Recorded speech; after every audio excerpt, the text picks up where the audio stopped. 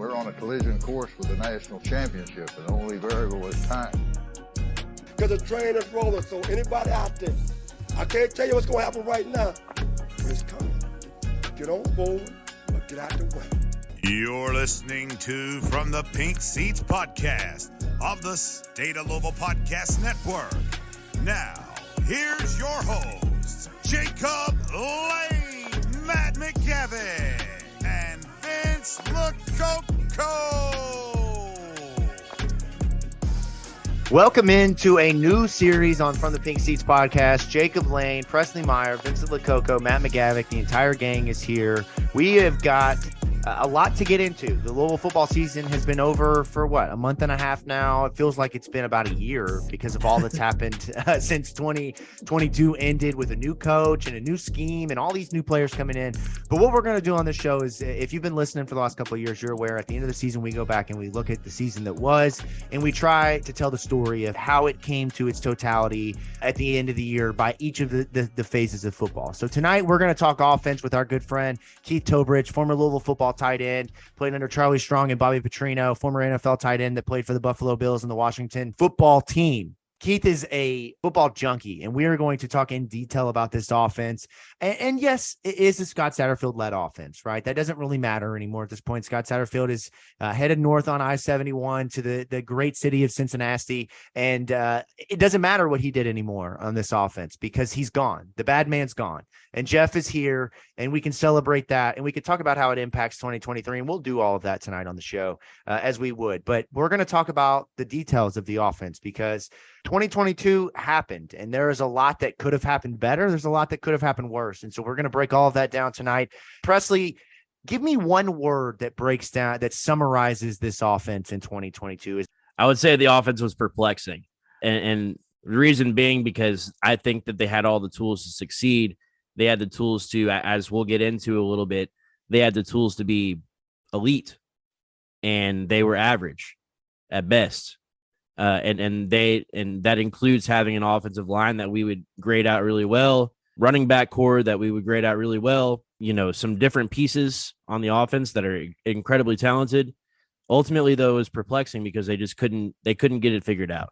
It started out with only 7 points against Syracuse and finished the season with 4 turnovers against Cincinnati.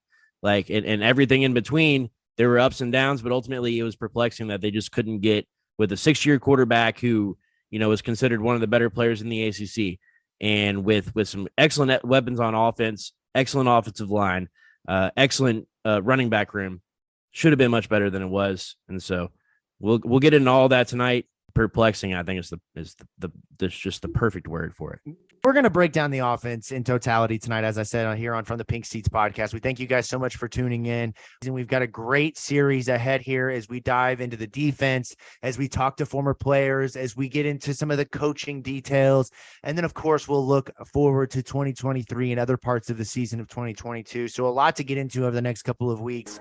We hope that you'll tune in. Subscribe anywhere you get your shows from the Pink Seats podcast. Give us a follow on Twitter at Pink Seats Pod, at the State of Lou. Of course, From the Pink Seats podcast, one of the many podcasts on the State of Louisville Podcast Network. So we'd encourage you to check those out, stateoflouisville.com. And of course, the U of L Report is where you will find the work of one Matt McGavick.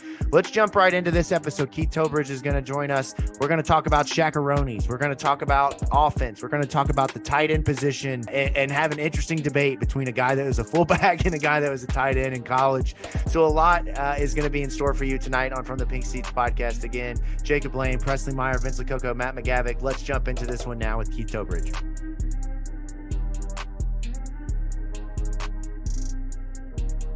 Our good friend Keith Towbridge joins us, former Louisville football tight end, NFL tight end, talking about the offense in 2022 for Louisville. How are you, my friend? I am excellent, man. How are you guys? Doing well. I want to start with two things. First, you're a former Buffalo Bill, the DeMar Hamlin situation. I want to talk about your feelings and just what that was like for you. It was definitely devastating. I was sitting on my couch and watching it live. And in my first instance, of course, when somebody goes down, it's either a freaking head injury, no matter freaking concussion or ACL when they're down for that long. That's the first instinct. But then when they show the replay of him standing up off the hit and then instantly falling down, you and as a football player and as a fan, you kind of think of it, okay, he must have probably got a concussion, right? But then after a while, it starts to really settle in like he hasn't got up yet. So initially, I literally started praying just because of, right, we all watch the sport. We all probably play the sport at some moment of time, and we never really think about those injuries in the back of our head. It's been a thought, but not really like one of those deals where it's in the forefront of what we do on a daily basis. So my feelings were all over the place. Of course, being out of ball since 2020 kind of settled in. It's like, man, I'm kind of glad that I'm out of the sport just because I don't necessarily have to deal with it, but it's also the deal where that's where people make their money on a daily basis.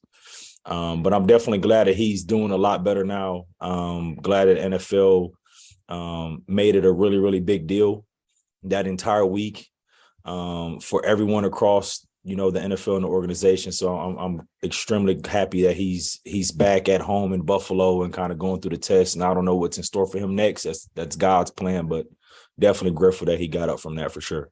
It's definitely some miraculous healing, man. He's gone home from the hospital, came out of the off the ventilator just within a couple of days. Just crazy. Not to transition or kind of go into less hearted stuff, but you've not been in Louisville playing for the Cardinals since 2016, so it's been a little while. You're an old folk now. Welcome to the club. He's always been old, man. Even when he was playing, he was the old dude. Everybody used to call him Monk. Oh my God, I love that, man. So what have you been up to? What have you been up to? You know what, man? When people say this transition from football to real life is difficult, I wouldn't be lying to you if I said it wasn't difficult. But the biggest thing is football has taught me a lot throughout this entire process, right? So I've been out of ball since 2020. My last stint was with the Washington Redskins, quotation marks, when they were called the Redskins before they moved to the football team and then now the Commanders. Been out of ball since 2020, and I kind of made a transition to where it was like, hey, like, this ball dropped. Like, we got to figure something out. It was COVID. Right before COVID, I got released. And then I was bouncing around from workout to workout, couldn't find anything. So I said, you know what, I'm not about to just keep spinning my wheels on this freaking ball stuff when I can go find a job. Right. And then moved into the recruiting space. I was doing like IT recruiting for a while. And then now I'm kind of at Papa John's doing supply chain recruiting. And I've been coaching football as well on the side. Was at Bourbon County at first in 2019, coached ball at Western High School throughout COVID 2020.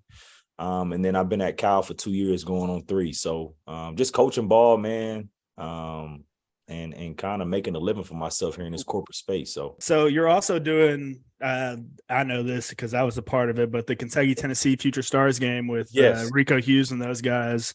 Mm-hmm. What's it been like, being able to pour into the youth, being the kids that in the summer at the Kentucky-Tennessee game and the kids you're coaching now at Cal? Man, what's so funny is when I never would even thought that I'd be coaching the 8th grade group. I always thought that when I first got to NFL, when Rico recruited me to be a part of him and Agent Dave, be a part of their group for the NFL guys. Every year since 2017, I always helped out with the tryouts and the combine and stuff like that. But I never coached because I was away for ball. I was in training camp, OTAs, etc. And then now I kind of got the opportunity to where he was like, hey, listen, like, I'm looking for an 8th grade coach. You willing to do it? I said, screw it. Why not? Had opportunity to go to freaking Campbellsville and stay in the dorms, and I haven't slept in a twin bed since Betty Johnson days. Oh, yes. Oh, I love it. So your feet were probably hanging off the end, weren't they? For sure. Hanging off the edge, only taking one shower a day, getting up at freaking 6 o'clock in the morning with the kids and kind of going through training camp all over again.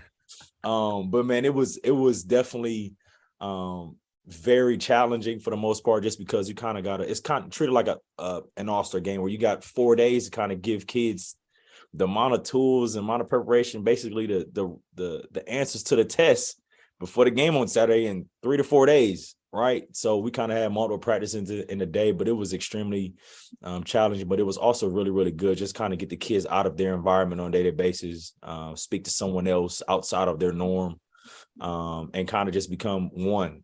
We ended up losing a game, which kind of sucks as an 8th grade We lost 13-9 on the last 20 seconds of the game. Man, we lost on a freaking blocked kick too. We always end up losing to Tennessee in these little last second BS Man, the freaking quarterback was like 6'5" from Tennessee, dude. 8th grader, big kid, dude. Man, took off from, I think he was on like the opposite. They were in scoring range, 20 seconds left. Well, I take it back. 8 seconds left, man. He scrambles left and rolls all the way to the right side and dove for the front pylon.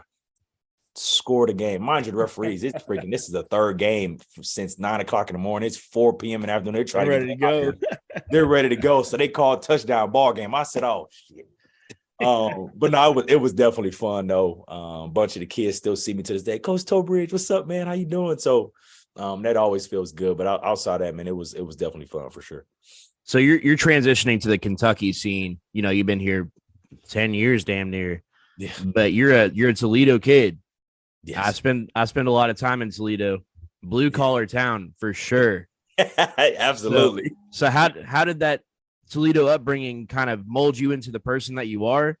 And Louisville's not really big. They don't get a lot of players out of Ohio. So what was your recruitment like, and how did Toledo kind of mold you into who you are today?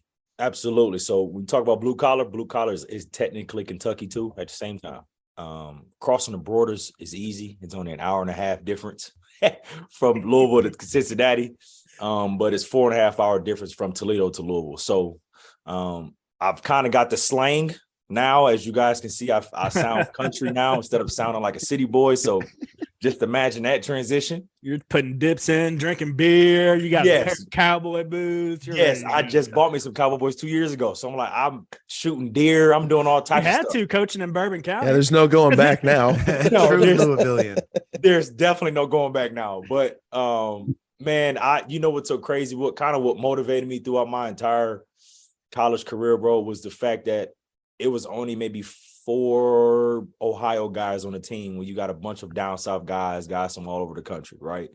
I was a part of the original crew with Charlie Strong, Sharon Moore, Pete Nocta, Tommy Restivo, Clint Hurt, that crew, right? So Tommy Restivo was actually my recruiter. He was a linebackers coach, and then Sharon Moore was my tight end coach my freshman year. They came to my house, man, and sat me down, was like, listen, like we don't come to Ohio much, but we definitely came for you and stuff like that. And just growing up in Ohio, like you said, blue collar, I'm more of a guy, especially playing tight end, bro. I put on my hard hat and my lunch pail and I get to work.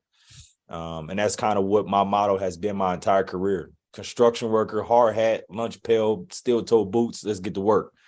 Grind. So it kind of led me to my career that I had at Louisville, grinded the entire away career I had in the NFL and also post-career as well too. So recruiting was actually pretty fun. It's a learning curve, especially when you don't know what the hell is going on. I hit a growth spurt from my freshman year to my junior year, and I started getting offers once I hit that growth spurt. I think I may have had maybe 10 offers total. Still waiting on my growth spurt. Same, bro. That shit never showed up in the mail for me. I love you guys, but the growth spurt hurts. So my knees were literally on fire every single day. So, but yes, I wish you know what's so crazy to this day? I wish I can give some of my height to some people. I'll take some, bro. Give it to me. Let me get over 6 feet. I'm 5'10". Yeah, I was gonna say, just 2 inches will help me out. If you guys both donate 3 inches, this is getting weird. But yeah, right. It's getting odd, man. Pause. Me, Vince, and Jacob, we can all get 3 inches. Or we can all get 2 inches. Okay. All right. Whatever. Let's get the train back on track here. What we are doing here tonight, we laid this out in the intro of the show, but for those who aren't familiar or who are just kind of skipping ahead, what we're here to do is to tell the story of the offense for Louisville football in 2022. The difficult part of this is that when we set out to start planning this show and doing this the way that we've done for the last 2 seasons, we expected Scott Satterfield to be the head coach. So at this point, a lot of what happened last year, toss it up, crinkle it out, throw it out the window, because who the hell cares? It doesn't matter. We're doing a lot of different shit next year. But for the time being, I think there is still a story to tell about what we saw on the field. There's a lot of guys. Keith, you played with Malik Cunningham, it seems like. Not really, but you were just literally like a year apart from him. Yes. Believe it or not. And here he is in 2023, headed potentially into the NFL. But I want to talk a little bit about him specifically, the emergence of Jawar Jordan, the running game. I want to spend a lot of time talking about the offensive line and the tight ends. Something, Keith, I think you'll be very excited to do. But tonight we're going to get into the nitty gritty of what this offense did in 2022 and how it produced an 8-win season, something we didn't see coming about 4 or 5 weeks into the year. So we'll run through some stats tonight. We'll give out some position grades. We're going to talk about things holistically. We're going to talk about things in very detailed. And Keith, I'm excited to have you here because one, you are a joy to follow on Twitter. I think every Louisville football fan, if you're asking for the proper Louisville football, who you need to follow, Keith Towbridge is one of those people. One, because you have great opinions, and two, because you know what you're talking about on the field. So tonight, that's what we're going to give our audience is unfiltered Keith Towbridge. And I am very excited for that. Okay. So let's just start with at the very top of the iceberg here and just kind of run through some very general stats that will help us kind of understand where Louisville finished offensively. Now, you don't need a statistician to tell you that where Louisville ended up being offensively was not what we expected heading into the season. So when you're looking at Louisville from an offensive standpoint, according to Pro Football Focus, courtesy of one Matt McGavick here, the overall offense for Louisville, they finished 64th in the country. You say, oh, that's not too bad. That's about, top. You're not in the top 50, but you're not too far outside of it. Passing offense, 96. Pass blocking offense, surprisingly, 39th in the country. We're going to get into the specifics of why that stat feels a little bit misleading. Running this season, Louisville finished 53rd. Louisville finished 85th in receiving. And then from a run blocking standpoint, 35th. Again, big storyline here is the running offense. So keep that stat handy as we talk about this throughout the rest of the night here on the show. When you get into the passing stats, 92nd in total passing attempts in the country. So you're talking about a team that just tried to not throw the football unless they absolutely had to, which if you look at Malik Cunningham from 2019 until 2021, you say, well, that doesn't make any sense. Let's talk about that a little further. So we'll explore that here momentarily. 97th in total passer rating. They played 2 quarterbacks primarily this season. In fact, their best quarterback might have been Braden Smith. So talking about passing the football. He throws the best ball. I mean, I'm pretty sure I would say at least 25% of Louisville's explosive passing plays came courtesy of balls leaving his hand. I don't know. I don't have the data to back that up, but that feels like a real claim there. But the rest of the offense, just mediocre, right? Louisville does one thing and they do it really well. So let's start there. When you're talking about this offense, it's the running backs that really control things for Louisville. We'll get into the offensive line here in a bit, but Jawar Jordan, a guy that started the season, third string, guys? Fourth string? I mean, I don't even know where he was fourth string because heading in I think the preseason depth chart, it was Tyon Evans at the top and either 3 or 4 guys were like, or this, or this. Yeah. It's, I mean, one of the biggest storylines heading into the season was, running back is one of the, if not the deepest position on the roster, which it was. And I'll be damned if that depth did not get tested by the end of the season. Louisville needed every bit of that depth. Well, I think the biggest thing as far as the running back group, they did their part, right? Absolutely. They can only do so much when there's zone left, zone right, zone left, zone right. Gerard, on the other hand, what did he finish with? 815 yards. When was the last time we had a 1,000-yard running back? J.B. Hawkins. Yeah, J.B. Hawkins right? In 2019. Yeah, and then you did have Malik at 1,000 yards in 2021. Right. So if you really think about it, that was Satterfield what? First year. Yep. Keith, do you have any idea who ran for 1,000 yards prior to that? I will give you unlimited guesses, and I bet you won't get it. I may. Hold on. No. I say he was on the team back in 1996. He might get back in my day. Yeah. Not including Lamar's on No, not Lamar. No. Yeah, I know you got to watch that firsthand. This would have been like when you were getting recruited by Louisville. I'll give you that hint. Dominique Brown. No, but that's a good guess. Bilal it was Bilal Powell. That was Bilal Powell. That was going to be my second guess. In 2009, that was the last time Louisville had a 1,000-yard running back. Maybe not quite when you're getting recruited by Louisville, but pretty close. So maybe when he was in late middle school, before that growth spurt, Listen, those are the only 2 running backs that I know: Bilal and Dominique Brown. Only 2 running backs, and besides Brandon Radcliffe. But I knew that. I wish he would have had a freaking 1,000 yards. How hard he ran when he was here, but connecting the world through Louisville football. Yes. That's what this is all about. But yes, I truly think the running backs did their part, man. I think at the end of the day, you had a 2-header running back with Evans, as well. And he did what he needed to do as far as maybe coming in, being a transfer, running hard, besides, maybe some mishaps having 40 yards a gain here and there. But offensive line definitely should have played better, though, this year. I truly think they should have played a lot better. That's an interesting take. We're going to get into the offensive line specifically here in a minute because I do think that they're very much worth talking about, and we'll give out some position grades starting with the running backs. But the other element to the running game, as Vince kind of alluded to, was the subtraction of running backs simply by week, it felt like. I mean, Tyon Evans, I don't have the numbers in front of me, but I think he missed, 5-6 games on the year? I mean, Louisville could have been a completely different team had he played in all of those games.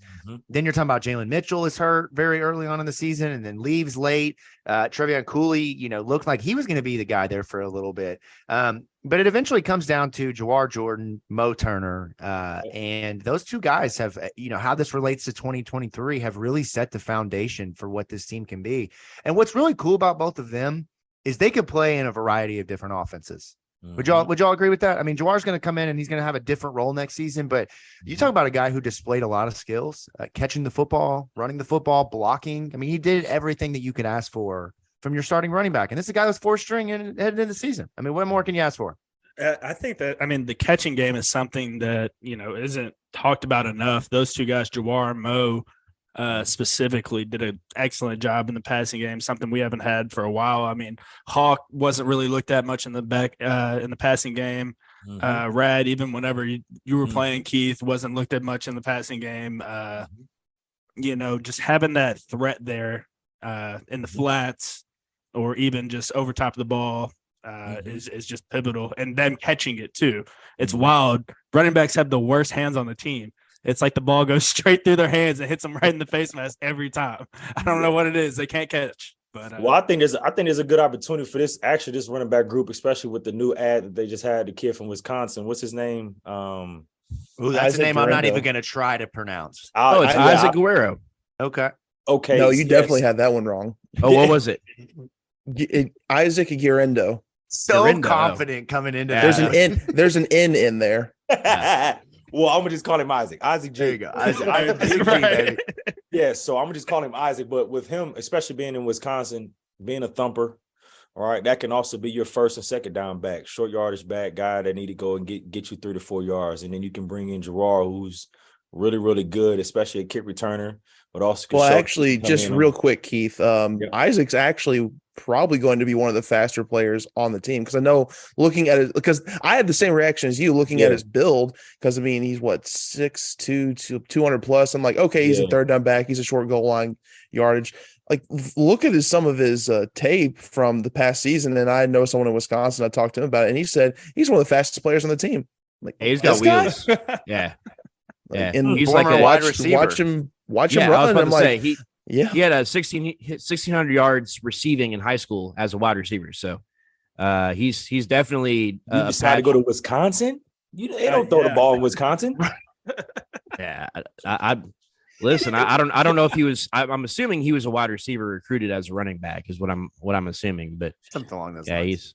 I would have went to the Pac-12 or the Big 12 or something if I had. Well, we're about to find out. Wheels, right? Regardless, it seems like Wisconsin fans are disappointed that he's leaving, because he finally got healthy, looked really good towards the middle of the season for Wisconsin, and then pretty much just hit the portal after the season, and they're kind of pissed about that situation. So that's great for us. Very good for us. But let's real quickly, Vince, let's go back to one more storyline that I want to talk about in the running room, or in the running back side of things. Now, it is more on the quarterback side, so it's Malik Cunningham specifically. But you talk about a guy who ran for 565 yards and 12 touchdowns. I mean, that dude would have probably broken what he had last year in rushing touchdowns had he played the end of the season. As a runner, one of the big storylines in the offseason was can Malik become more focused on as a passer and run only when it's necessary? We saw early on in the season how that really hurt Louisville, right? When he was trying to force being in the pocket and be a drop back passer, do things he's not. But what did you think overall of his running this year in terms of being more calculated, being more focused on making the right play instead of the flashy play? Did you feel like he improved in his final season, or did you feel like you still saw the same guy who was just, by nature, just, I'm going to just go make the play? I truly think the biggest thing was he had to put his Superman cape on, right? If you truly think about it, the receiving core itself and the play calling itself with just a post and a deep over and just a flat person, right? You really didn't have the athletes. If you think about each year that Malik has been there, he's had a different group of receivers. He lost his deep threat, Tyler Harrell, right? He lost Tutu Atwell. He lost Des Fitzpatrick, who you can throw the ball up at any point in time to go out and get it, right? He had Jalen Smith when they back in 2019. You had a bunch of guys in that receiving core who can truly go and go get it. Now you have a bunch of smaller guys that run a lot of deep over. So I think I think he did improve as far as maybe standing in the pocket, but it was also times where the play calling or receivers weren't getting open and he had to kind of do what he had to do. And that's running the football, making a play for himself, AKA Lamar Jackson, his first few years when he first, became who he is now to this day. But I think the biggest deal was he kind of had to do what he had to do. Now, of course, we can't limit. We can bring down the turnovers, the late balls over the middle, not taking care of the football in the pocket, etc. But I think he definitely did improve as far as just staying poised in the pocket and at least trying. Right, that's the biggest thing. He at least tried to stay in the pocket for the most part, and then when things kind of got a little rough, he had to escape a little bit. So I think he did. I think he tried a ton. I don't know if he improved or if he regressed. I feel like he just kind of stayed even as possible when it came to the running game. And it's really, it's hard for him to improve in that instance, coming off, 19, 20, and 21. People keyed in on him more on those inside zone plays. So you didn't see the end. Who has improved on the offensive end in that offense? Jawar Jordan. Yeah, Jawar Jordan, definitely. Offensive line, individually, yeah, I would say so. The line and the running back, we can take that. But what about the rest of the core guys? That's true. Yeah, I don't think Malik had much development over the course of that 6 years he was here. Yeah. Be it with Nick to begin with. Nick isn't a quarterback coach. I don't care what anybody says. He's not. Is he a coach, period? No. And then he went from Nick to Ponce. Yeah. And Ponce is a good quarterback coach, but Ponce is so stuck in his ways where you're not going to be able to play as yourself within the offense. You're going to take a 5-step drop, and that's going to be your 5 steps. You're not going to take it any other way. And if not, you're going to be doing up downs for it. Right. And then you move to Pete Thomas, who might have been too laid back. And at that point, the 6th year for Malik, it's kind of like, I know the offense. What are you going to do much more for me? And it's unfortunate for him just being here so long. I feel like everybody just, was kind of over it by the end of the year. And he's one of my favorite quarterbacks that we played with for sure. And here's the thing that I kind of picked up on with Malik, and we can kind of dissect the various aspects of this game, but it seemed that each game he had about 2 or 3 throws where you could sit back and say, okay, that was an NFL caliber throw. Mm-hmm. But then countering that, it seemed like he had the same amount of plays where he made absolutely boneheaded either decisions or throws, because it seemed like there were moments where he would have overthrows and wide receivers in key or critical situations, or if they were just wide open, mm-hmm. or he would make a decision like he's doing well, he's going through his reads, progressing the drive, and then out of nowhere he'll make a read that is just you look at him, you're like, what was he looking at? And he throws a pick. It seems like there was always those 2-3 moments on each end of the spectrum for Malik in each game. Was that something that you kind of picked up on, Keith? Yeah, it reminded me of Lamar Jackson. True. Yeah. That's the thing, though, is Lamar had more improvement off of his freshman year to his sophomore, and I attest that to the guys that he had in the room with him. Kyle and the other guys. There was a walk-on senior quarterback that was in that room too. Ethan was his name, but those guys that Lamar had around him was a little bit different than what Malik was, and I believe that Malik didn't. Well, I'll say, that offense is an NFL offense, which is you see why Lamar is so successful now and what he's doing in the NFL. This offense, out of what happened, this shit can stay in the Big 12. Take that with the Big 12. Lamar's arm talent is next level though. Oh, like I don't think Malik didn't have that arm talent. And we saw he was limited in some of the throws he can make. You know, even Brock was to an extent this year. You know, he was limited. You know, if he's throwing, you know, across the field outside the numbers, it's not going to be arriving at he has to throw it as a timing throw. He's not, you know, stepping into passes and zipping it to players. Yeah. So I think the other two things you have to factor in when it comes to the quarterback play this year. Number one, we talked about this early in the season. I feel like what the coaching staff was trying to do to start the season was flawed. We saw this against Syracuse. They tried to keep Malik in the pocket a lot. And we really saw him start to blossom when he became his true self, the way that he was towards the end of his junior season. And I think that, you know, that was my biggest complaint. And I'm sure Jacob remembers me vividly yelling about this at the games, but especially against Florida State. You know, I had a lot of I took a lot of issue with the way that they called the end of that game. You know, they had multiple chances to drive to win that game, and they're basically giving Malik one or two reads with no option to run the ball.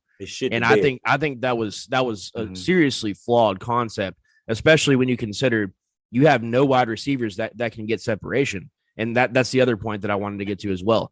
You know, that Malik did have receivers that could get open, and not that guys weren't getting open this year, but it was a different is guys that get open that you need a Lamar Jackson to throw to you.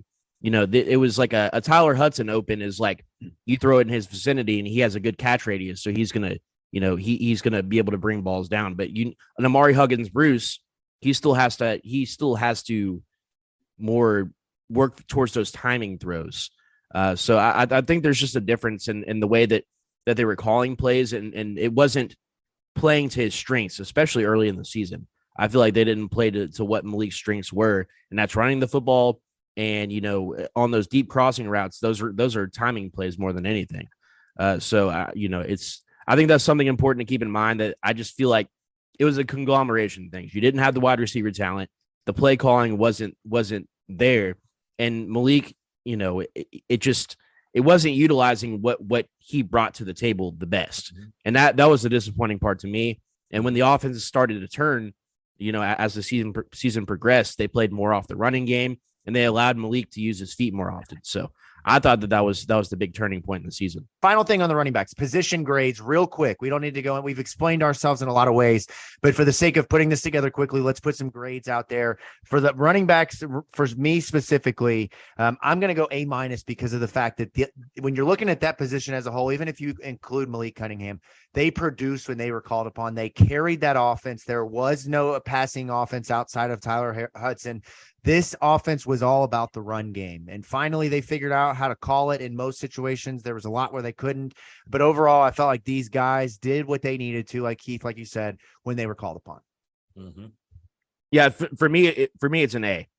It's, you know, there were a lot of aspects that we all took issues with this season on offense from beginning to end. But the one consistent component was the running back room was always great, no matter who it was. And I thought that was awesome. Regardless of quality of opponent, the running backs always found a way to get it done, whether it was Clemson and Kentucky or South Florida. So that was really, really positive for me to see. You know, I thought that there was just a lot of talent in that running back stable, and you saw the fourth and fifth string, quote unquote, running backs to start the season, finished out the season, and they were just as strong as the first 3 or 4 games. I'm going to go with an A, just basically for the same reasons you said. I mean, just look at every other aspect of the offense. Yeah, you know, inconsistency between quarterbacks. I mean, we're going from one quarterback to the next, because of injuries. Wide receivers, they had their own issues with sometimes not getting separations. Tight ends, there was only really Marshawn Ford in terms of the passing game. And then the offensive line, while still good, I think we can all come to the consensus that they were kind of underperformed this year. And then you have the running backs who and you take into account everything I just said, they still averaged over 200 yards a game, had a top 25 rushing offense. So given all that I just said, how could they not be an A, if you ask me? I'm going with the B just because I would have liked to have seen a little bit more blocking. And I mean, It was bad in some spots. Coming from the fullback. Yeah, right. I got to throw that in there. But I mean, Tyon, in my opinion, should have been a 1,000-yard rusher. And I don't really understand his thought process on protecting his quote unquote draft stock when everybody knows you as an injury prone running back. You'd think you'd want, then Keith, being in the NFL, that's not good. That's not something you want coming into the league being labeled as. So toughness wise, I'm going B too. Yeah, I might be with you. I might be with a B. I think there's no way in hell we shouldn't have had a 1,000-yard rusher. No matter what. Yeah. 4 years, 3 years Satterfield's been here. There's no way in hell we should not have a 1,000-yard rusher. No way in hell. All right, talking about the offense from a passing perspective, it was scary hours this year for all of the wrong reasons. Because the fact that there wasn't a quarterback on the roster who could make the throws that you needed to win football games in a year when you needed a quarterback to win you games late. Quite frankly, this is a 10-win football team by every number outside of the passing offense. They had an incredible defense. They blocked when they needed to. They ran the football. They scored. They sustained drives. But the passing was putrid. And it's not just Brock Doman, okay? Let's give credit to where credit is due. Brock did his thing coming in against Virginia and really saving the day for Louisville when they needed it. But as you saw throughout the season, his teams got film. Not good. Not good at all. Not the guy you want out there on the field when you're an ACC team competing in really big games. But Keith and guys, they know this from all season hearing me bitch about this. I thought the single biggest story for Louisville football this year outside of that defense was the regression of Malik Cunningham.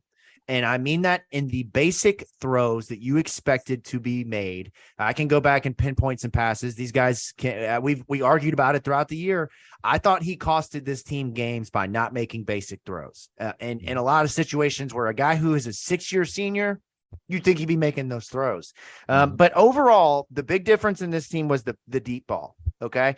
Here are the numbers from Malik Cunningham, courtesy of one Matt McGavick. Outside left on the far deep sideline, 2 for 10. Between the numbers in the deep part of the field, 2 for 11.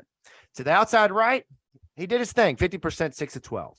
You had no consistent deep threat, and everything else from Malik they took away because they knew he couldn't do it.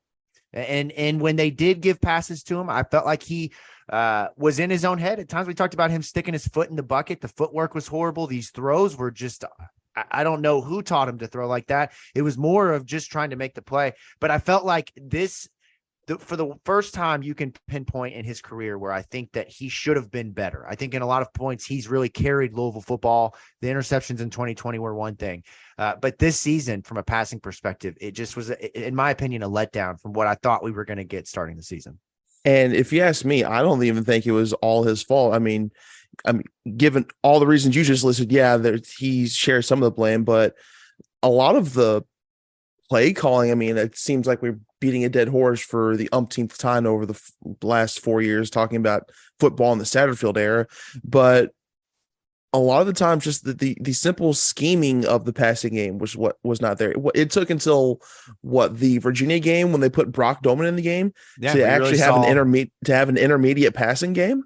Yeah, at all. It all seemed like it was either chuck it deep or like hope there's a check down. There was like no in between at all. And it took until they had to put in a different quarterback completely for them to incorporate that. And then when Malik came, it seemed like they almost took that away at times. There's three components with Malik. One, I blame coaching. Reason why I blame coaching, I blame position coaching. I don't blame the offensive coordinator, I don't blame the head coach. I blame position coaching on that. There is no way in hell that Malik can't set his feet, can't take the proper drop, can't take the proper steps to deliver football on the outside numbers. Malik is a 6-year guy. You had 3 position coaches at one time in 6 years that you've been there. I blame position coaches. I don't want to give him no excuses. So, which is my second point is you have to take it upon yourself to watch film. And you have to take it upon yourself to watch those guys that are in the NFL and how they plant their foot. Or you have a buddy of Lamar Jackson. You got a buddy of guys in the NFL to where you can take pointers from, and maybe you can implement that to your game while also taking coaching from your position coach. And then you decide between the two. Like I said, I don't want to give no excuses. The third point is I'm going to always go back to the guys that we had in our room in 2013 and 2017. We had some dudes in that receiving core, which made Teddy's job easier, Kyle's job easier, Reggie Boniface's job easier. Lamar was job, Will in there too? Will Gardner's job easier, right? We had so long. he was there for like 7 years. Keith was doing 6 years before it was cool, man. Absolutely, but he had some dudes. When I mean my dudes, I'm not meaning like the second string guys. You had a set of 8 receivers that you can go run 4 streak routes back to back to back, and then you bring a second group in, and they can do the exact same thing with the exact same tempo, exact same way, right? So that's my thing. I truly just blame coaching on maybe his regression, but I think he would truly just stay the same. To be honest with you, I think here's an interesting stat for you. Okay, if you guys remember back in 2019, one of the stats that made Malik Cunningham kind of nationally famous was the pocket passing statistic when you were kept clean, right? He was 3rd in the country behind guys like Jalen Hurts, Joe Burrow, Tua Tagovailoa, like the big name quarterbacks, right? This season with a clean pocket. Now these numbers take into account both quarterbacks. So this may be not so much a Malik Cunningham thing. 5 interceptions this season with a clean pocket. Okay. And they threw, how many interceptions did Louisville football throw on the season? I, some reason don't have that number pulled up, but it was, I think, like 13 or 14 overall. So you're talking about a pretty 12. decent number. 12 interceptions. Yeah. 5 of Braden them Smith coming- has one. That's true. But 5 of them coming with a clean pocket. Like that, to me, coaching is part of that, being able to read a defense and be able to get the ball out to the wide receivers. But part of that is on the quarterback. And I just saw too many times this season, like Matt said, the strategy, my first read's not there, or maybe my first read is my only read, so I'm just going to chuck it up. We'll figure it out later. And it turned into turnovers for Louisville this season. In fact, Louisville was one of the teams, according to Football Outsiders, with one of the highest offensive turnover rates in the country, or somewhere in the mid 90s. So, and going back to Keith's point, I mean, going up and chucking up is one thing when you have like a Tutu Atwell or a Tyler Harrell, like guys like that. But I mean, early on, they tried to make D Wiggins that. We'll never know how it turned out because he ended up having his injury. Now he's at Cincinnati, but there wasn't a true over the top deep threat on this team. And you can tell, like, in every one of the last 3 years prior to that, there was one. I mean, there was either Tutu or Tyler. And then you have a year where they don't have that guy who can just almost every time just run a 9 route, go over the top of the safety's head. And you saw what that did to the overall passing game. Of course, that's not the end all be all, but it played a factor. Now, Amari Huggins-Bruce is your deep threat guy, but he's not a deep threat guy in a Satterfield offense where it's going to be straight overs and just. He's not really an outside the numbers like deep guy. He's gonna make a move. He runs my opinion, he's got a great route tree, a lot of tools in the toolbox, as we like to say. He needs a complimentary guy. Yes, 100%. And part of that's on. Well, let me tell you what Jeff Brom did in the portal. Oh, I know. Quick, you just made a great point, and I had this statistic ready just in case. But you talk about being able to throw in between the numbers, and Louisville only looking to do that. 8 out of their 12 interceptions were throws between the numbers this season. Oh my God! Defenses knew it was coming. I mean, come on, man! You did it for 3 straight years. You had to think eventually a defense was going to say, you know what? They don't throw to the sideline very often. Well, and to your point too, it seems like the only throws to the sideline were those back shoulder plays, and they were beautiful. That were one read by design, and those were great. Those Vince did work. Called that out during the season. Why don't we do that more often? And Malik's, I think, 2 best throws of the season were back shoulder throws, if I'm not mistaken. I remember one of them was a touchdown to Amari that was just like, oh my God, get this dude an NFL contract now, oh my man. God. He was like, come on, man, that's what we've been waiting for.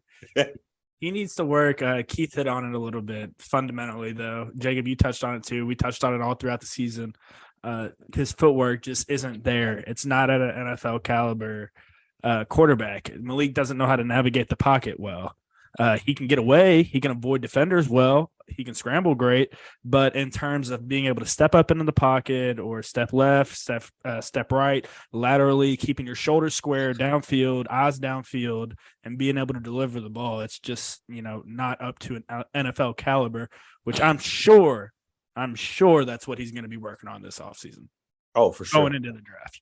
I think once he gets someone passionate enough to kind of help him to deliver that, you would definitely see a change, especially on his pro day, of what this looks like. I think being prime focused for 4 months straight of just grinding and honing in on, I need to be able to get my family out of here, make some money, get in the NFL is what my dream of. This is what I can do. I need to be able to do that. And I think there's a chance for him to do that as well. He just had to take full advantage of it. Yeah. Also, my 4 point to compliment those receivers, the tight end room fucking sucked. Sorry, excuse me. Oh my God. All right, hold on to that. Please don't get me started on that. We're going to get there because Vince has a complete opposite thought. So we're going to get there in a minute. I'm excited for this. Please. I'm excited for this. So hold on to that for just a few minutes because that's a great way to segue into talking about tight ends. Clip that. But here's my final thing. We'll hand out grades for the quarterback room, but here's my final thing on this position specifically.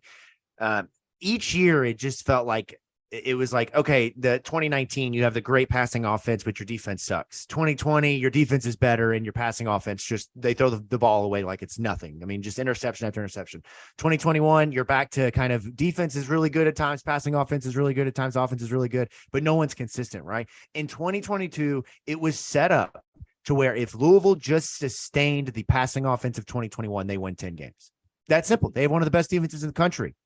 Louisville sustains their passing offense from 2021. Louisville wins 10 games. They win that Boston College and they win that Florida State game. Those two games are all the difference right there. Now, it doesn't matter because Scott Satterfield's probably still here if they do that. So the conversation is a moot point. But my point being, the quarterback room, in my opinion, they failed this team. And that's not fair to them to pin that on them because there's a lot more than that, as Keith and everyone has pointed out here. But if those guys are just even slightly better, it's a different Louisville football team. So for me, when you're looking at the grades, there's a number of different reasons to be high on them, but I am going to give them a C- because Malik Cunningham was supposed to be an NFL quarterback. We talked about him potentially there was a draft that had him in the first round. And now it's a guy that might find himself, not that this is a bad thing, but he might find himself playing in say the XFL and needing some time to develop. I mean, he's just not at the point we thought he would be. And that's for a number of reasons. So I'm going to go C-. Shout out to Brock Doman, though, winning those games when you needed him. I'm going B-. I Malik did just about, I think he capped out at this school on things he could have done. Like Keith has highlighted, like we've highlighted, it's a lot to do with coaching and the people around him. With him, who knows what he could have been with proper coaching. And I'm excited to see what he does this offseason because this is it. There's no more shots after, you do your pro day and all that other stuff. That's it. So we'll see. I'm going to go with the C-. And the reason it's not lower is because Malik Cunningham ran for 560 yards and 12 touchdowns. Yeah. If you're talking about the quarterbacks just passing alone, maybe barely a passing grade, no pun intended. I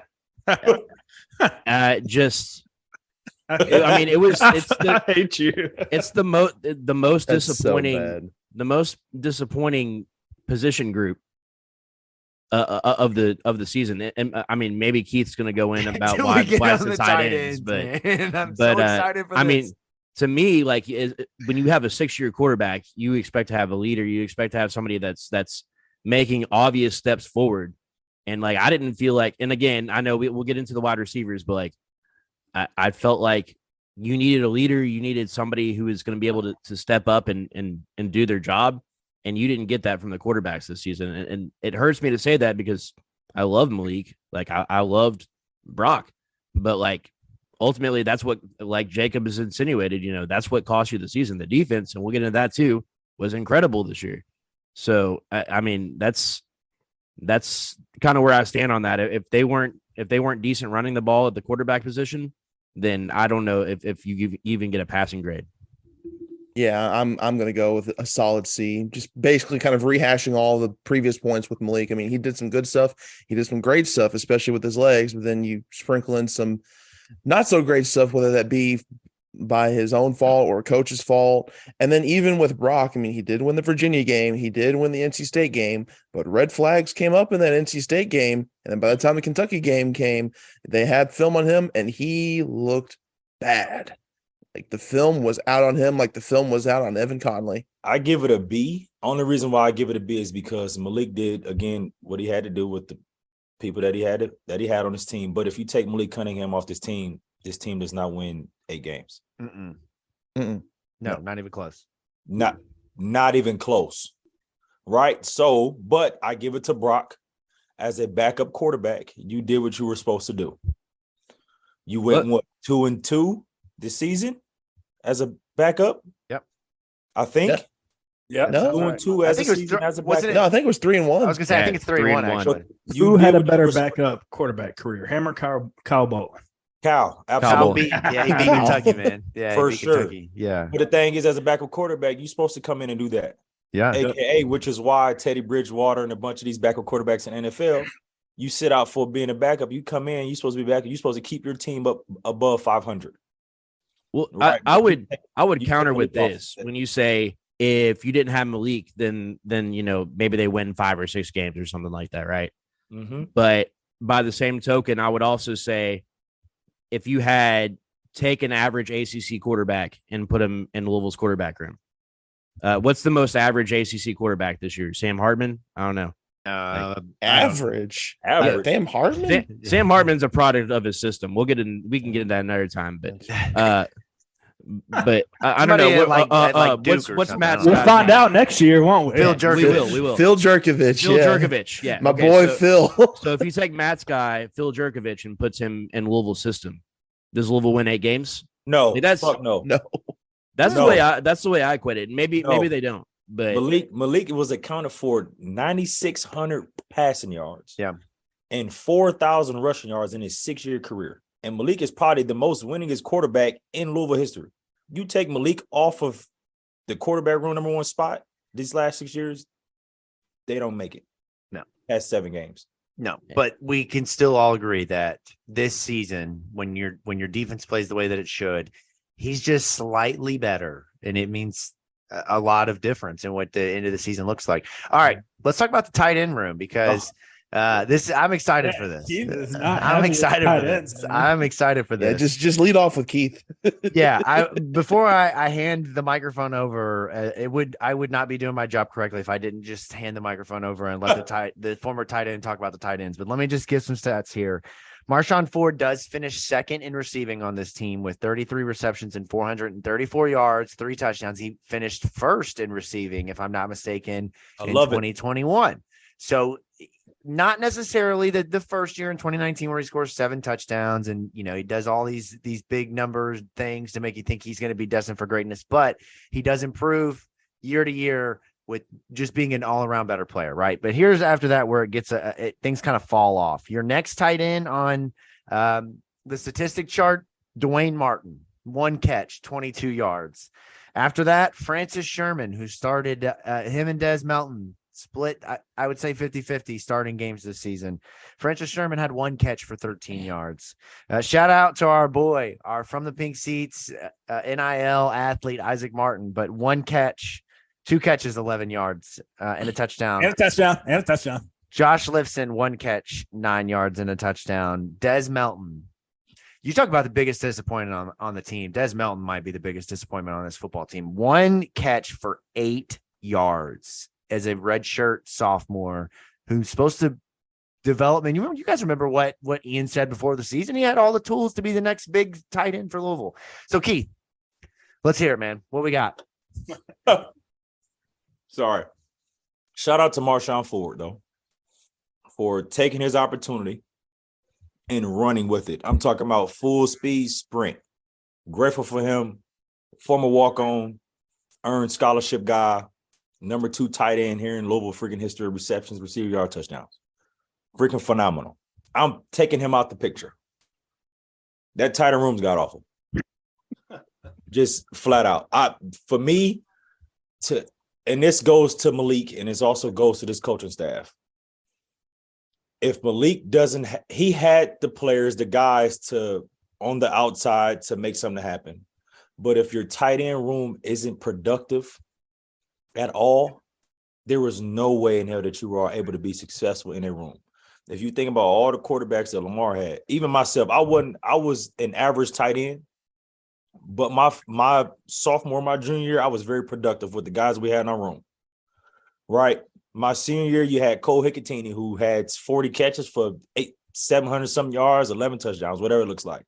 But you also had a receiving core who could do what they have to do. James Quick, Jamar Staples, whatever that looks like as well. But I think the biggest thing in order to help Malik out, he needed a tight end room to help out. Marshawn Ford can only do so much.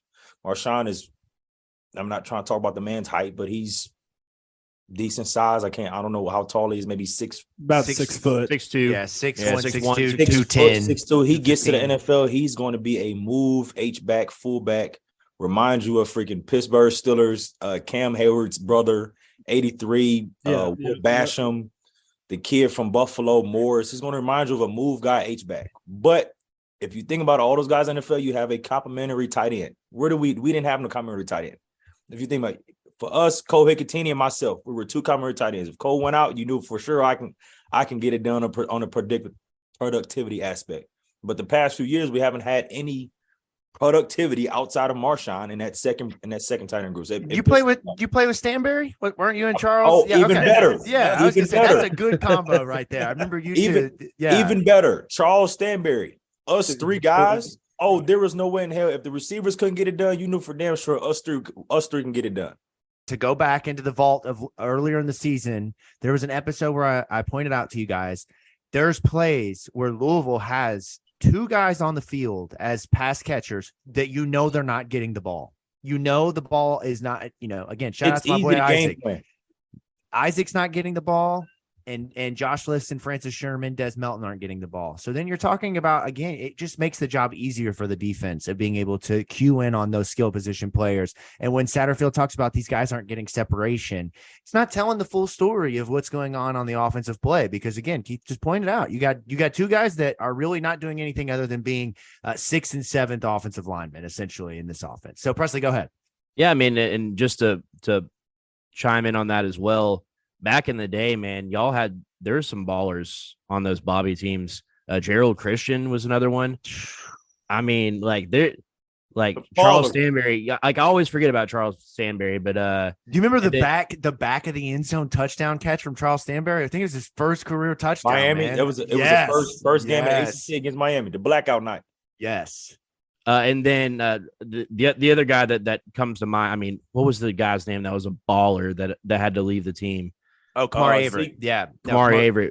So wow, man, that's a name from the past right there. It's been a second since Louisville's had a guy like a Jamari Johnson, which we have all summer to talk about my boy Jamari Johnson. But number 1 Jamari Johnson fan. Yeah, number 1 Jamari Johnson fan. That should always be my username. So here's what I'll say about the tight end position. I agree with Keith in the aspect of as pass catchers that are actually putting a hand in the ground on the line. There was not a lot of productivity. I will say, we're kind of and Satterfield's teams kind of grouped in the fullbacks and the tight ends, like almost indistinguishable. Marshawn Ford was considered like a starting H-back, right? Yeah. So it's kind of hard to distinguish between the two. I will say as run blockers, Dwayne Martin, Francis Sherman, who am I missing? Josh Lifson, Des Melton, Isaac. Yeah, and Isaac Martin. That's the one, right? Yeah. So here's the thing, Keith. You're right. The production from them, not good. But if you go back and you put that film on and you grade Isaac and those boys from the special teams to what they do from a blocking perspective, it's an A. It's an A. How many runs did we celebrate late in the season because Isaac just ran somebody the F over? Like it's what made this offense sustainable in a winning offense this season. It's guys doing. I don't know where you're not going to find an Isaac Martin left on this roster. I'll tell you that. So, no. Like kind of combining both your points. I mean, and for the scheme of the offense, like the tight ends are mostly used for blocking. And from a blocking perspective, they more than did their job. They, kind of did the dirty work. They were excellent blockers. But to Keith's point, someone in this group has to be a somewhat consistent pass catcher that's not named Marshawn Ford. Someone has to be, when Ford goes out and a guy goes in to replace him, defense is looking at him and saying, "Oh yeah, he's not catching it." I mean, I love Isaac Martin, but he ain't Marshawn Ford. Someone in this, look, one person, and there's been several tight ends go in and out of this room since Satterfield got there. One of those guys had to have some semblance of, an ability to catch the ball. But that's just me. It truly blows. And I love the blue collar aspect. That's what a tight end is supposed to do. You are supposed to do the dirty work. That's why you put on your hard hat, you bring your freaking lunch pail, and you put on steel-toe boots. You are supposed, as a tight end, this is what you're supposed to do. It's the hardest position on the field. I'm not biased to that. I'm just at it straight up. Tight end is the hardest position on the field. You have to learn the plays like an offensive lineman. You also got to block like it. You also got to catch the ball and learn the plays like a freaking receiver. And you also got to know what the quarterback is. Guess what? You are the quarterback's blanket. Yep. If he needs something, you are the quarterback's blanket. But outside of that, you take Marshawn out the game. Defensive coaches are like, great, cool. I only have to focus on 2 or 3 guys, and that's it. That's all I have to worry about. I know he's going to do this job. I know he's going to do his job. I know he's going to run block. I know he's going to do that. But if there's no productivity in the passing game, how are you supposed to get the deep overs and the deep post and the shallow crosses across the field? But your tight end, the second tight end when Marshawn goes out the game is very limited. So I just think I blame recruiting. Yeah, well, and just to add in as well. So, number one, you bring up a great point with recruiting. Marshawn was a walk-on. They are all walk-ons. Every one of them besides Dwayne except Martin except for Des Melton. That's and Dwayne Martin. Those are the only two non-walk-on players in that room. So you look at Marshawn should have been your second leading receiver. He was, but he should have had way more than 434 and 3 touchdowns. Mm-hmm. And the reason that he didn't, in my opinion, is what Keith said, is there wasn't a complimentary guy. So there's pretty much nothing to take your attention away from Marshawn Ford. You shouldn't have a tight end in your offense that's drawing as much attention as he was. Well, and so right. That's a major issue. Do you know what Marshawn did to take the focus off of himself? Can we all collectively say high school Harry together? Right. And 1, 2, 3, high school Harry. That's right. That is. Oh man.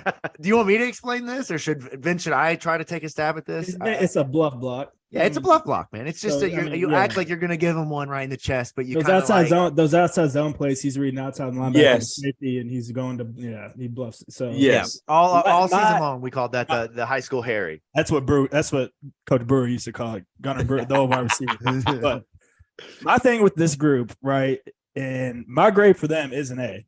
I give this room an A, and my reasoning behind that is, like you guys have said, they're great in the blocking. I mean, outside zone standpoint, guys set edges. Marshawn was awesome. Isaac sprung plenty of these long runs. In the passing game, I don't think these guys were utilized enough.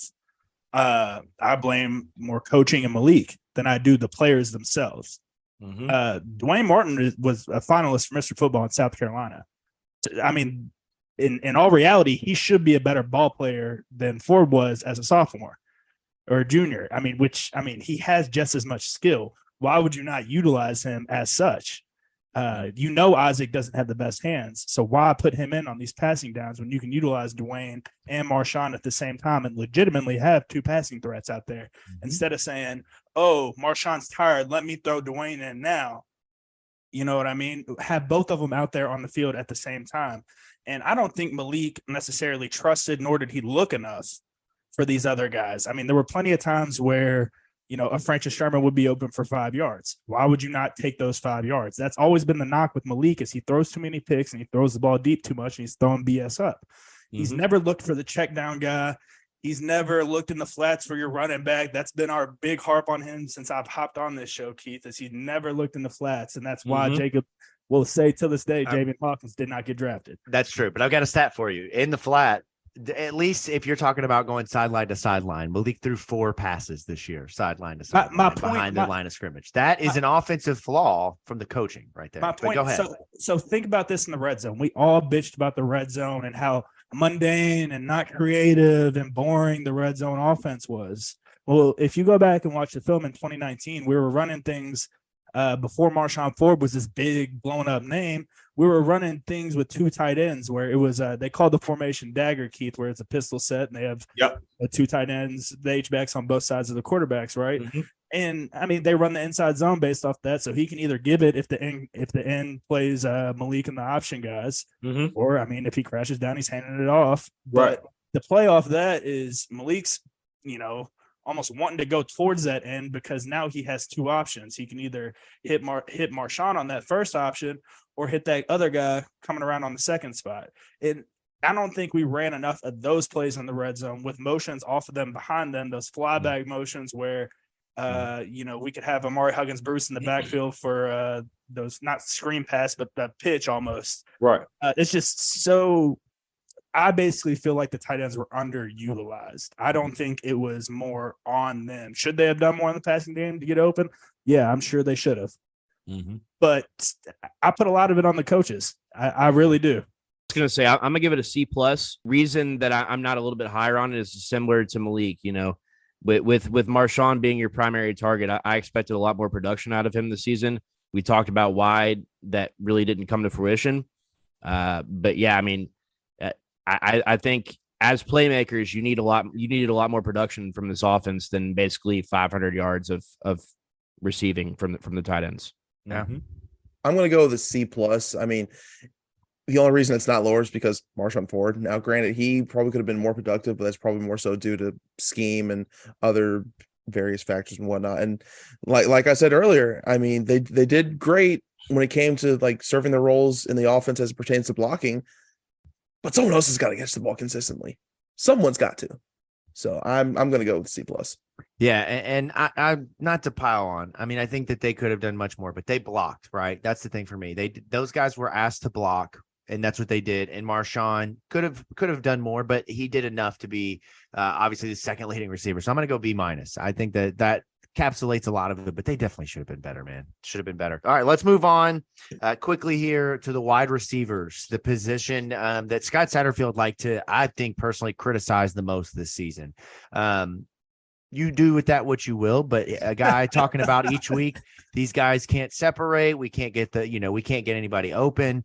Well, like I said, I don't think that necessarily tells the full story. You do, however, get a 1,000-yard receiver, just the second 1,000-yard receiver since 2007. Keith, do you know who the 1,000-yard receiver was in 2007?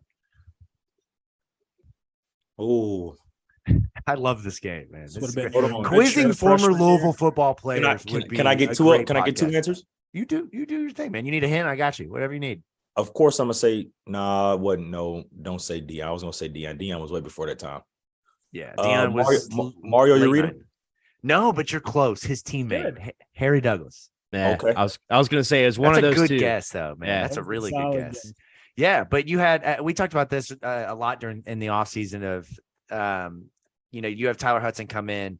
And he brings to an offense a lot of what like a guy like Jamari Staples did, right? But the reason why Tyler Hudson had the big numbers that Jamari didn't have is because Lamar also had other guys that he could throw the ball to. This year, from the wide receiver standpoint, it was really Tyler Hudson or bust. I mean, honestly, I mentioned before that you have your tight end finish second in receiving. But then after that, it's a steep drop off, man. You got 365 yards from Amari Huggins Bruce. Braden Smith only gives you 215 yards. And then after that, you have Jalen Carter and Chris Bell. And then there's really not much else. Now, injuries played a role in D. Wiggins not really having a ton of numbers.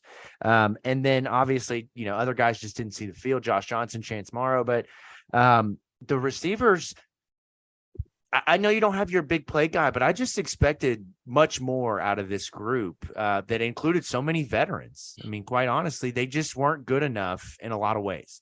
It's hard to say that you expected one, because one narrative heading into the season was that someone needs to step up out of this group. And technically, Tyler Hudson was the guy that stepped up. But then you look at the guys behind him, and it was kind of a who's who of, okay, who's gonna step up here? You? No? Okay. You? The rest of the wide receivers didn't even combine to have as many catches as Tyler Hudson. The rest of the receivers didn't even have 69 catches between them.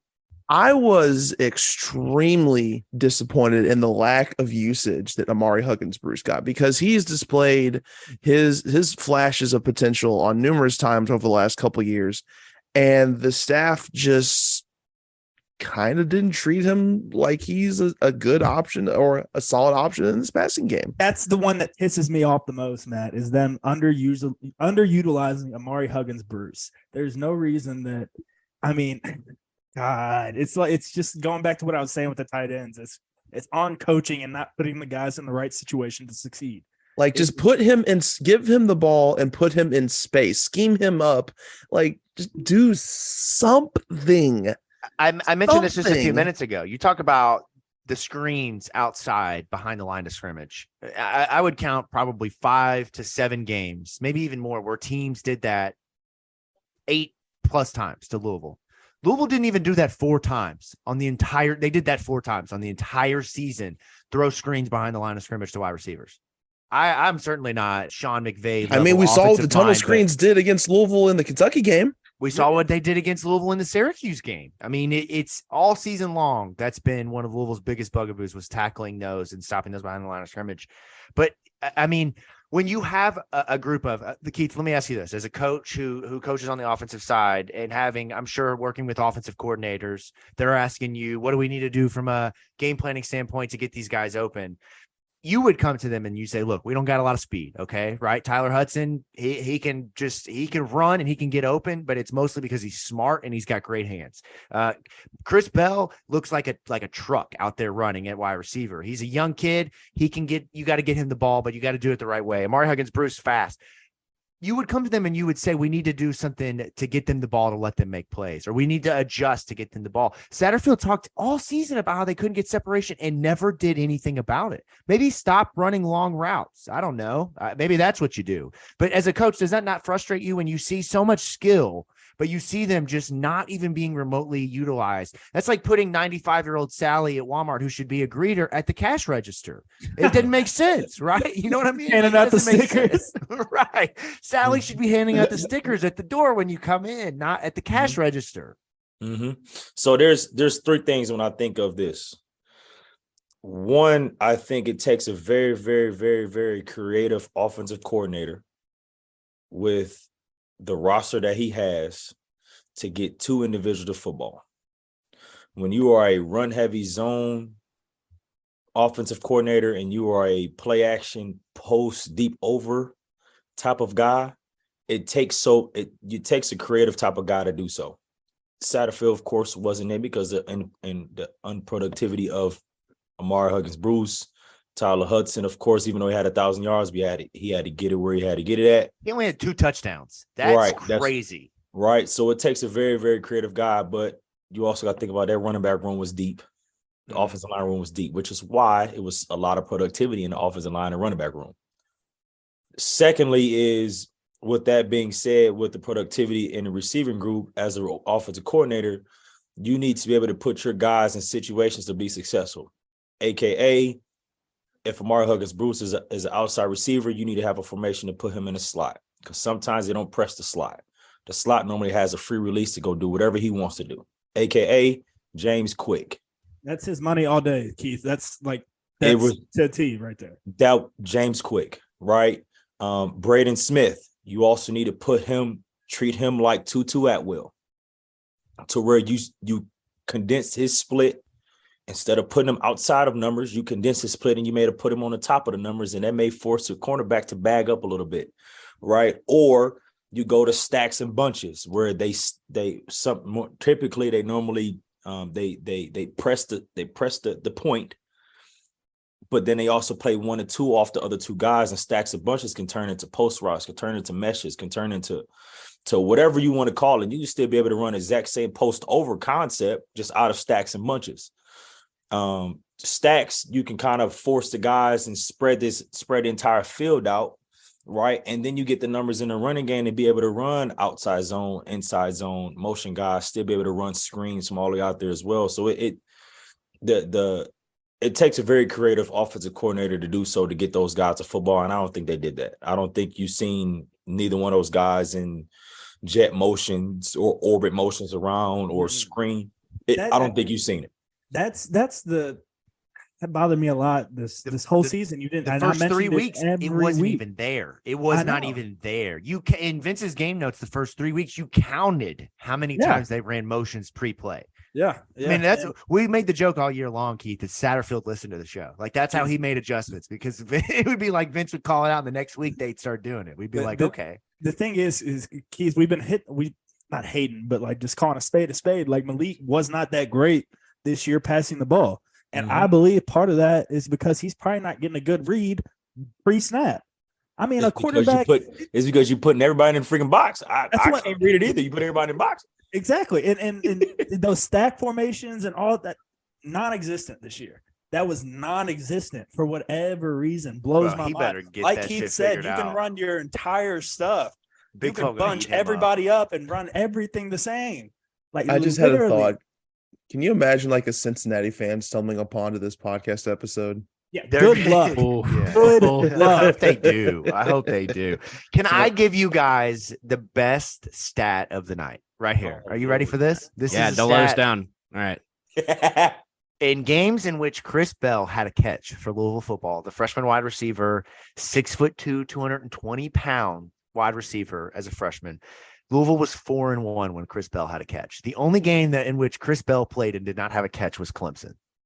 That kid's gonna be a stud. I'm telling you right now. That kid's. I'm just saying that's crazy to me. Like I don't know what QC guy should have brought that to Sat much earlier. Maybe they did bring that to Sat much earlier. But that to me is just a nice little synopsis of how weird this season was. That in games in which Chris Bell had a catch, analytics based off how many times we ran inside zone. You know how Satterfield and that staff operated, right? They're going to go after the guys that have the most experience. Jalen Carter, former walk-on, like he's a guy he's kind of paid his dues. I think that's how they viewed it. So they'd rather him be the guy that's getting more of the reps instead of a Chris Bell, because Chris Bell is a true freshman. So they just trusted Jalen Carter more often. I'm not saying it's right, but Jalen Carter had two of the. You know how you fix that, Presley, and Keith knows how to fix it too. Is anytime you have a freshman out there, you make sure to pair him up with a dude that knows that damn offense like it's the back of his hand. He knows what route he has, the outside guy has, and what's on the other side. So right. You break the huddle, boom, we do our clap and everything. Hey, post. But instead, you throw four guys out there. I don't know what the hell they're doing. Right. So they're not putting Chris Bell in there with Braden Smith. No. And that's the problem right there. And then the other problem, you guys were talking about, they're stacking the box a lot. They're not getting a lot of good pre-snap looks. That shows with Amari Huggins-Bruce and Braden Smith. Those two combined for 52 catches for 580 yards and 3 touchdowns. That's criminal. Yeah, that's criminal right there. Criminal. Those should be your two best receivers. Those should both be 500-yard receivers. And I can't imagine a scenario where they both don't. The wide receiver room is going to be a little more loaded this year, but you're going to be in a pass-happy offense. I could see both of them going over 500 yards this season. They're both versatile. They both obviously, as you guys suggested, they have a good route tree. I'm not as good at scouting guys, their moves off the line of scrimmage and all that sort of stuff. But just passing the eye test, like they have speed, they have good playmaking ability after the catch. They have good hands. There's no reason why Amari Huggins-Bruce should go from a true freshman season where he had 444 yards to 365 this season. That just doesn't. A guy like that shouldn't be regressing. That should be a guy that you're looking at close to 1,000-yard season.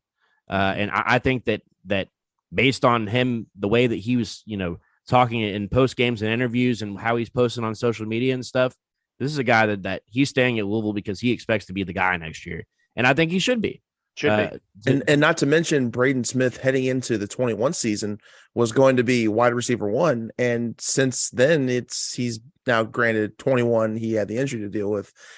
But this year he just was more so of a trick play specialist, it seemed like at times. Yes, he was. He was, if you want to talk about eye candy and that sort of stuff, he was about as close as you got this year to that. I'm going to give my grade. I'd say it's a C, just a flat C. Like, nothing too flashy, but I mean, obviously Tyler Hudson had a hell of a year, given everything, what he has at his disposal as far as he's not the most talented guy. He's not the fastest guy, but my man going into the bowl game had 0 drops. He was one of 3 receivers in the country with 0 drops. That's incredible.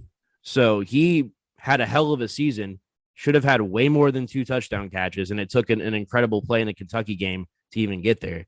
Yeah. So that actually both touchdown catches he had this season were incredible plays. So question. Yeah. If Tyler Harrell was still on his team this past season, 11 games, 11 wins. Because of what? Malik has somebody that he can trust down the as field. Far as you can. And the reason why Amari Huggins Bruce became so wide open and had the season he had in 2021 because complementary pieces. Yeah. You have to have complementary pieces. Yeah. Complementary football. It's like the running back needs the offensive line. If the offensive line plays well, the running backs plays well. Quarterbacks and receivers got to be on the same page. If nobody's complimenting each other, there's no way in hell you are going to be fucking successful. You're going to have games like the Clemson game where you get all the way to the 2-yard line and you fucking can't draw shit up. Get all the way to the Florida State game. No, Keith, we ran the damn play that freaking Clemson. This one grinds my gears more than anything about Sat. Oh, my God. So that game in 21, man, he ran the exact same play that Hunter Renfrow scored on. Yes. Why are you running that against them? The team that originated the play. Oh, I bet that's like trying to run the Philly special against the Eagles. Right. Oh, I bet they don't practice this during. That's like trying to use. Yeah, it's like using reverse psychology on your wife. That's just good luck. Yeah, exactly. But yes, you have to have complementary pieces, bro, in order for these smaller type of receivers, guys that are shifty that can move around, in order for them to be successful. If you don't have that, man, good luck. Yeah, it's funny. Sat looked at the roster and was like, I'm going to just go as far opposite of Bobby as I can and just only have 4 receivers who can play. Like instead of having 14, I'm going to have 4. But I give them a C+. I think the 1,000-yard feat is one that if that doesn't happen, this team doesn't win 8 games. Tyler Hudson won this team games in a lot of ways because one of the things that this team did this year that no one really wants to talk about is how many times they found themselves in 3rd and 17, 3rd and 12, and they figured out how to get a first down.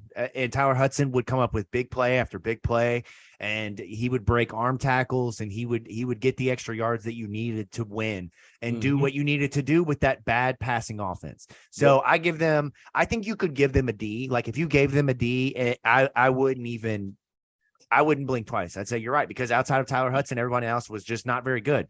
But I think that it's worth pointing out that the offensive coordinator and coach, whoever's running the offense, whether it's Lance or whether it's Sat, didn't do a good enough job of using their weapons. You use the word criminal. It's criminal with Amari Huggins Bruce. You only threw 4 passes out wide behind the line of scrimmage. It's just all year long. They didn't do things to put their wide receivers in positions to win, but still these guys got to be better. I'm going to go B-. I mean, even though Tyler Hudson did have the 1,000-yard season, he was really good at making contested catches in traffic and just keeping the ball within arm's reach. But on the other side of that coin, he was having always make contested catches. I mean, he wasn't that great at creating separation as opposed to anyone else, but he did have 1,000 yards. He was really good at getting those extra few yards after the catch and powering through. So I'm not going to just completely crap on him because a 1,000-yard season is a 1,000-yard season. Yeah. But everyone collectively could have been better. So B-. I'm going B- as well. All the same reasons Matt said, but I'm just going to add on that this room goes into 2023 with the most questions, but most big play possibilities at the same time. I think this room can really pop off next year with the new coaches and stuff. Yeah. Well, they'll have to. Otherwise, he'll run them off. Because I gave the tight ends a C, I'll give the receivers a C+. Okay. I blame coaching. It's fair. It's fair. It's really interesting. You lose Gunnar Brewer, and all of a sudden you got a room that just can't produce outside Never of. should have got rid of him. Never should have got rid of him. You never should have got rid of him, but you also got a better version in Coach McGee and his receiving room right now. In that receiving room, who's going to make something out of nothing with those guys. You haven't heard a single alumni that. I mean, I wasn't even around Coach McGee, but the amount of guys that were around Coach McGee that I was around that have never said a bad word about him and have only had positive things to say is crazy. I've never seen it at the college level like that. Yep. Love that. That's big. The offensive line, not as deep as I think you would have expected them to be this year. They really were praised in the offseason by Coach Cardwell as being a group that could go, 8, 9 deep. They played really about 6, 7 guys with injury to Luke Kandra. That kind of forced them to be shorthanded. But overall, they did what they had to do in terms of blocking and really setting up a successful season running the football. We've obviously highlighted all episode long that the running game is really what carried this offense. They do give up a lot of sacks this year, and that's the conversation we'll start with here. They give up a lot of sacks to Malik, which, you can take that as Malik being more prone to sacks because he bounces around in the pocket, tries to do too much, and ends up going down late in the play. But they also gave up, 8 sacks to Brock Doman, who's more of a pocket guy. So you can see the 27 sacks that they gave up are definitely worth talking about. And my biggest bugaboo with this offensive line is not pulling the ripcord on Trevor Reed earlier in the season. I thought that Michael Gonzalez was the best offensive lineman this season outside of maybe Brian Hudson. I thought, and Caleb Chandler too, but Caleb dealt with a lot of nagging injuries throughout the year that really didn't allow. I know he's a first team All-American or All-American or All-ACC, whatever it was. All that stuff. But I feel like Caleb constantly was coming out, and I all throughout the season, I was asking you guys, why is there a left guard and it's not Caleb Chandler? But I thought that they did not make the moves to put the guys in that were the best throughout the year consistently. For whatever reason that is, I don't know. But at the end of the day, they did their job. They blocked, they made holes. They were nasty too, right? You go back to the game. I can't remember who it was, but I remember making the joke that they needed to give Brian Hudson carries because of the way that he was just second, third level blocking. And you saw, guys still struggling to kind of, especially early, set the tone. I think that kind of affected them with Syracuse, Florida State, some of those games early in the season. But still, I think this group did enough for this offense to be successful, and that's all that mattered because the offensive passing game was non-existent. So the offensive line carried this group, in my opinion, outside of the running backs. Yeah, I mean, when I look at this offensive line, the reason that I know that it was a really good unit is because of how disappointed / nervous I am about losing a couple of guys this season. So I think that speaks for itself. I'm excited that they're going to have their tackles and their center back for next year. I think that's an exciting component. But I mean, look, there were outside of the sacks allowed, which, we can get into that as well. But outside of the sacks allowed, I felt that I mean, it was our most consistent, solid unit. They stayed healthy. They were dogs. They set the tone on the road. It felt like Jacob, really, and I don't know if this is the way that they're coached, just their mentality, whatever it was. It felt like in those road games, Virginia, Boston College come to mind, Clemson comes to mind. They were just absolute monsters, finishing off plays multiple times. It was a dog mentality. I really like to see that. I'm excited for what Michael Gonzalez can bring next year because I think he's him. He's that next guy he's going to be the next guy up type of situation. So, and I'm excited about Brian Hudson. I think Brian Hudson finished his plays better than any center I can remember since Eric Wood at U of L. I'm trying to just rack my brain and just think about guys in between, but I mean he's a dog, man. So. I mean, we'll go ahead assessing grades. I mean, you can't give him anything else besides an A, in my opinion. I think the only reason, and I said I get this, the only reason why they allowed as many sacks as they did was because of Malik.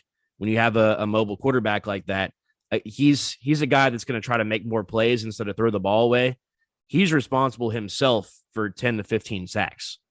That's just, I think that's just reality. It's like, it's just like stupid things. We talk about the basketball team right now. shot clock violations and stepping out of bounds. Like that's the kind of stuff Malik was doing in football terms, like there were just so many plays where, just live the fight another day. And instead he's trying to extend a play and, he's in his 6th year, kind of banged up, not ready for the moment, like Coach 30. So